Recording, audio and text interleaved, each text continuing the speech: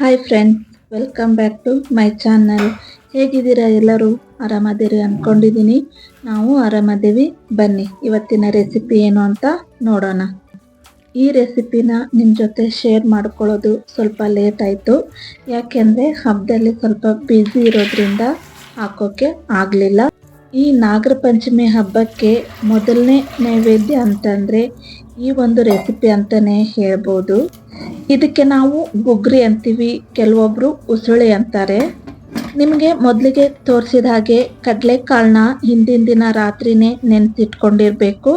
Next ದಿನ ಬೆಳಗ್ಗೆ ಅದನ್ನು ಕುಕ್ಕರಿಗೆ ಹಾಕಿ ಒಂದು 3 ವಿಸಿಲ್ನ ತಗೋಬೇಕು.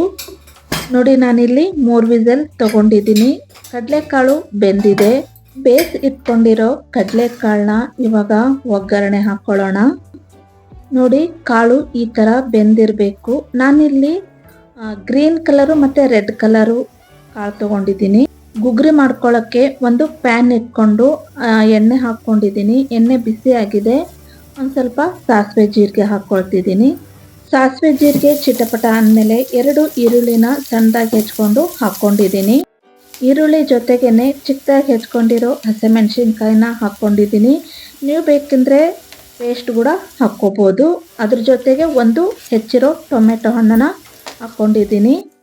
ಇವಾಗ ಇವು ಚೆನ್ನಾಗಿ ಮೆತ್ತಗಾಗೋವರೆಗೂ ಬೇಯಿಸ್ಕೋಬೇಕು. ಒಗ್ಗರಣೆಗೆ ಹಾಕ್ಕೊಂಡಿರೋ ಈರುಳ್ಳಿ, ಮೆಣಸಿನ್ಕಾಯಿ, ಟೊಮೆಟೊ ಮೆತ್ತಗಾಗಿದೆ. ಅರಿಶಿನ ಪುಡಿ, ಉಪ್ಪು ಎಲ್ಲ ಹಾಕ್ಕೊಂಡು ಇನ್ನೂ ಒಂದು ಸ್ವಲ್ಪ ಇದನ್ನು ಬೇಯಿಸ್ಕೋಬೇಕು. ಇವಾಗ ಅರಿಶಿನ ಹಾಕ್ಕೊಳ್ತಾ ಇದ್ದೀನಿ, ಅರ್ಧ ಸ್ಪೂನು. ರುಚಿಗೆ ತಕ್ಕಷ್ಟು ಉಪ್ಪನ್ನ ಹಾಕ್ಕೊಳ್ತಿದ್ದೀನಿ. ಕಾಳು ಬೇಯಿಸುವಾಗೂ ನಾನು ಸ್ವಲ್ಪ ಉಪ್ಪು ಹಾಕ್ಕೊಂಡಿದ್ದೆ, ಹಾಗಾಗಿ ನಾನಿಲ್ಲಿ ಸ್ವಲ್ಪ ಹಾಕ್ಕೊಂಡಿದ್ದೀನಿ. ಚೆನ್ನಾಗಿ ಮಿಕ್ಸ್ ಮಾಡಿಕೊಂಡು ಇನ್ನೂ ಒಂದು ಸ್ವಲ್ಪ ಹೊತ್ತು ಇದನ್ನು ಬೇಯಿಸ್ಕೋಬೇಕು. ಇವಾಗ ಮನೆಯಲ್ಲೇ ಮಾಡ್ಕೊಂಡಿರೋ ಮಸಾಲೆನ ಹಾಕ್ಕೊಳ್ತಾ ಇದ್ದೀನಿ.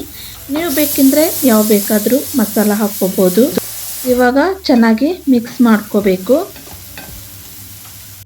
ಬೇಯಿಸಿಟ್ಕೊಂಡಿರೋ ಕಾಳನ್ನ ಹಾಕ್ಕೊಳ್ತಿದ್ದೀನಿ. ಬೇಯಿಸೋಕೆ ಏನು ನೀರು ಹಾಕ್ಕೊಂಡಿರ್ತೀವಲ್ಲ, ಆ ನೀರನ್ನೆಲ್ಲ ತೆಗೆದು ಬರೀ ಕಾಳಷ್ಟೇ ಹಾಕ್ಕೋಬೇಕು. ಭಾಳ ನೀರು ಹಾಕ್ಕೋಬಾರ್ದು. ಏನು ಒಗ್ಗರಣೆ ಮಾಡ್ಕೊಂಡಿರ್ತೀವಲ್ಲ, ಆ ಒಗ್ಗರಣೆ ಜೊತೆಗೆ ಒಂದು 5 ನಿಮಿಷ ಇದು ಕುದೀಲಿ. ಇವಾಗ ಸ್ವಲ್ಪ ಸಣ್ಣದಾಗಿ ಹೆಚ್ಕೊಂಡಿರೋ ಕೊತ್ತಂಬರಿ ಹಾಕ್ಕೊಳ್ತಿದ್ದೀನಿ. ಈ ಗುಗ್ರಿ ಪಲ್ಯಕ್ಕೆ ವಿಶೇಷವಾಗಿ ಹಾಕೋದು ಅಂದರೆ ಇದನ್ನೇ. ಇದು ಏನಪ್ಪ ಅಂದರೆ ಪುಟಾಣಿ ಹಿಟ್ಟು.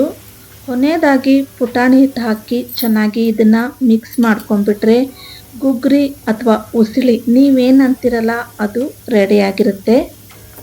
ಈ ಗುಗ್ರಿ ಈ ನಾಗರ ಪಂಚಮಿಗೆ ತುಂಬಾ ವಿಶೇಷ.